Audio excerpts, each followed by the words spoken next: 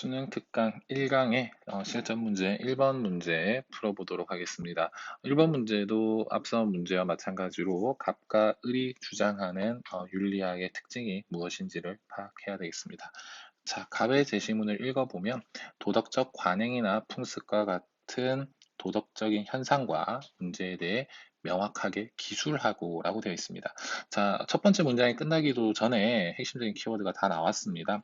도덕적 관행이라는 것, 그리고 도덕적 현상이라는 것, 그리고 마지막으로 기술이라는 키워드를 통해서 갑이 기술윤리학이다라는 것을 알 수가 있습니다. 이 관행이라는 것은 쉽게 생각해서 어떠한 문화라든지 어떤 뭐 국가에서 지속적으로 수행되어 온 뭐 풍습 이런 것들 또는 뭐 관습이라고 생각을 하면 되겠습니다. 예를 들어서 우리나라에서 대중교통을 이용할 때 노약자들을 만났다. 이때 우리는 관행적으로 어떻게 행동을 하죠? 당연히 보다 좀 이 노약자들에게 자리를 양보합니다. 그래서 자리를 양보하는 것들, 이러한 현상에 대해서 얘기를 합니다. 규범윤리 같은 경우에는 자리를 양보해야 한다. 라는 어떤 당위적인 서술로 주장을 하겠지만 기술윤리학은 그러한 당위적인 어떤 가치가 개입되어 있는 그러한 서술이 아니라 그냥 말 그대로 한국이라는 나라에 가보았더니 그 나라 사람들은 어른들을 보고 또는 노약자들을 보고 자리를 양보하더라 라고 객관적으로 현상을 기술하기만 하면 됩니다. 서술한다 라고도 얘기하죠. 서술한다 또는 묘사한다. 전부 다 기술윤리학의 특징이 되겠습니다. 자, 그 다음 을을 보면 윤리학은 정보윤리, 환경윤리, 생명윤리와 같이 첫 번째 말을 통해서 우리가 이미 바로 알 수 있습니다. 자, 정보윤리, 환경윤리, 생명윤리 전부 다 윤리라는 말 앞에 어떤 구체적인 키워드가 붙었습니다. 그래서 정보와 관련된 윤리, 환경과 관련된 윤리, 생명과 관련된 윤리라고 해석을 하면 되는데 이런 것들은 비교적 최근에 등장한 윤리학들입니다.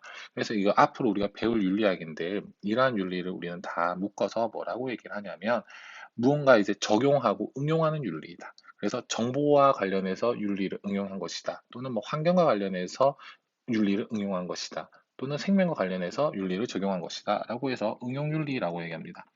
근데 다들 알다시피 이 응용윤리라는 것은 또 다른 말로 실천 규범윤리이다라고 얘기를 할 수 있습니다. 자, 그래서 1번 문제는 결국은 기술윤리학과 실천규범윤리학을 비교하는 문제가 되겠습니다.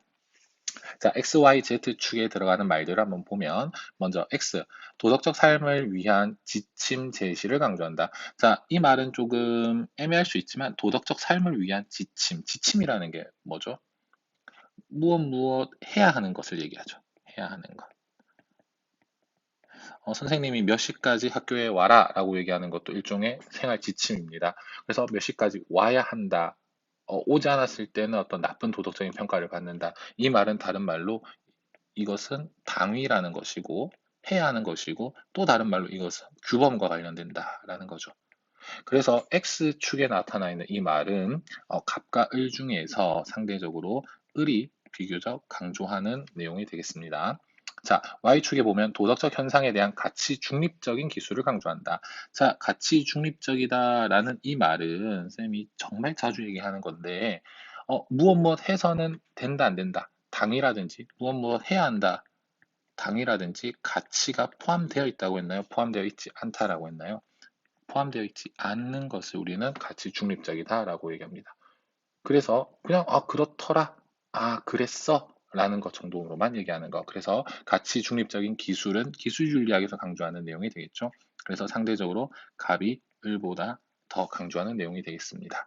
자, 마지막으로 Z에 보면 인간이 어떻게 행동해야 하는가? 자, 행동해야 하는가? 이걸 우리는 뭐라 그런다고 했죠? 바로 당위라고 했습니다. 그럼 우리는 보다 넓은 범주에서 당위는 곧 규범이다. 뒤에 그대로 나와 있네요. 당위적 규범이다. 결국은 갑과 을 중에서 당연히 을이 더 강조하는 내용이 되겠습니다.